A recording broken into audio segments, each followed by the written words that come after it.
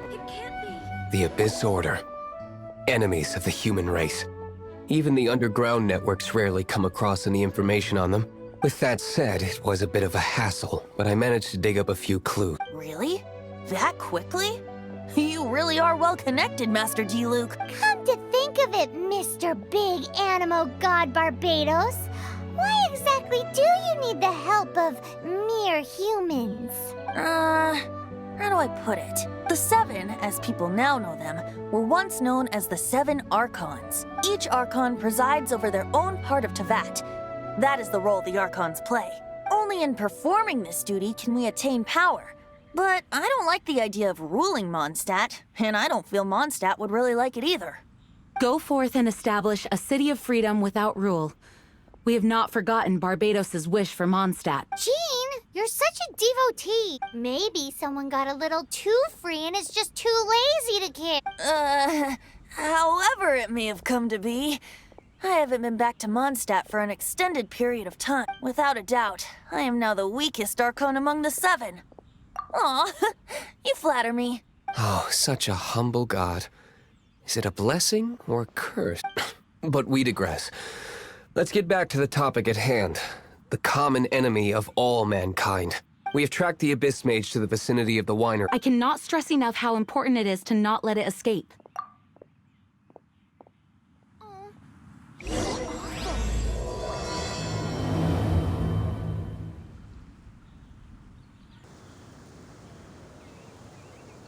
Huh?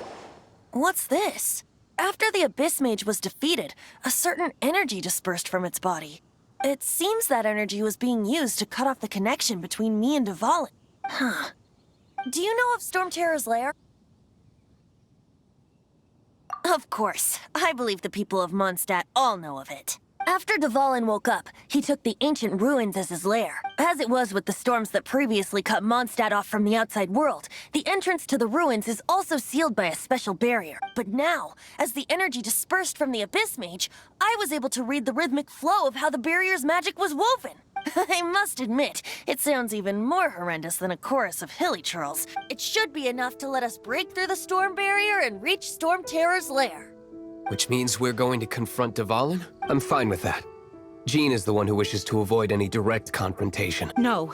When there are no other options left, it is my responsibility to alter our course of action. If slaying him is our only choice, I will gladly become the knight that leads the charge. Fortunately, we have yet to need to go that far. By that, you... I mean that the Holy Liar is not our trump card. Our real trump card? The Traveler, of course. The Traveler? Correct. But you have a much more precious. The impurities in the tears and the curse that binds Dvalin belong to the same maleficent power. Which means... You tone-deaf bard! Don't you see how crazy this is? You've seen what Dvalin is like when he's ticked off.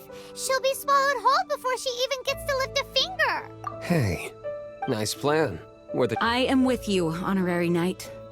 Oh, so we just need to fight monsters from the Abyss and a dragon. No pressure or anything. Humans aren't without their strengths. Let's... And so, epic actions of brave heroes finally leads to this 11th hour.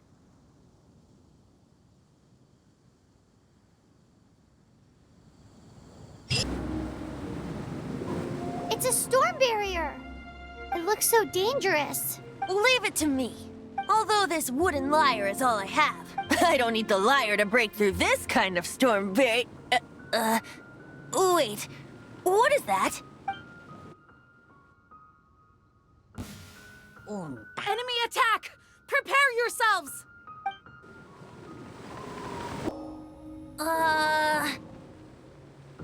The hilly trolls usually do not venture into areas with high elemental concentrations. It puts a heavy burden on their bodies. The Abyss Order must be manipulating them behind the scenes, yet they shouldn't have been able to determine that we would come. They're presumably spreading their forces to halt our plan. Without further ado, I suppose I can play faster if my only audience is the wind.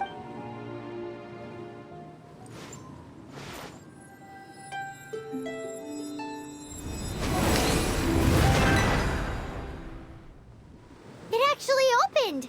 You're not entirely useless, tone-deaf bard. This is it. We are now entering Storm Terror's lair. Watch yourselves. Let...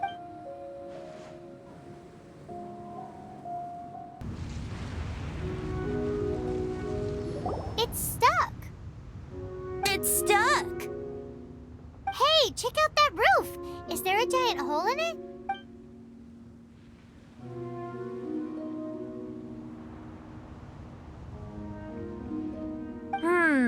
I suppose we could make use of that wind current. Let's make a detour then. Heading up. Let's make a detour then. Heading up! Oh, we can't advance any further. The ruins seem to be guarded by ancient seals. Is this the work of Dvalin? No. These ruins were once part of an ancient city. Dvalin just happens to be nesting in these ruins for now. These ruins even predate the existence of the Four Winds. Mondstadt is a city without a ruler.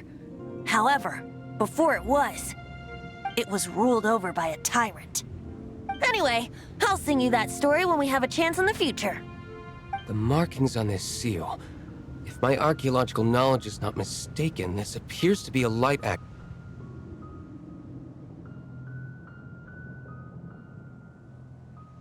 If we retrieve and reintegrate all the parts, we should be able to get it working. We should be close to completing the ceremony for this actuator. Let's put the last part back and see. There are 3 more halos circling the tower. Which means there are 3 more corresponding light actuators to activate. I can see one from here.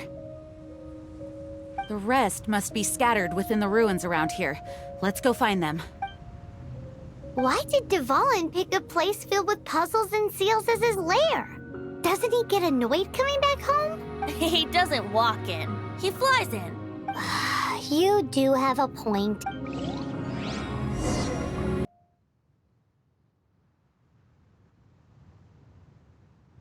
Wow, this light actuating ceremony...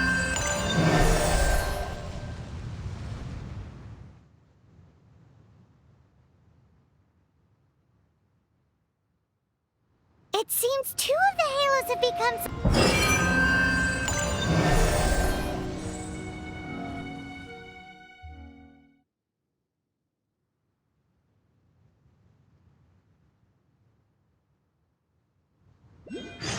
It's done! Paimon thinks we should venture onward from here. Here's to songs after we're done. Hopefully, this song will be sung for years to come by the people of Mondstadt, just like the legend of Vanessa. I have loved that song since I was small. How are you feeling today, Honorary I am completely prepared and fully confident that we can do this. Even Master D-Luke accompanied us to the very end, despite only being an accidentally involved bystander. You shared your secret with me, and I only returned your trust to the same extent. As for Master Jean, responsibility perhaps. What about the tone-deaf bard? It's freedom. Freedom?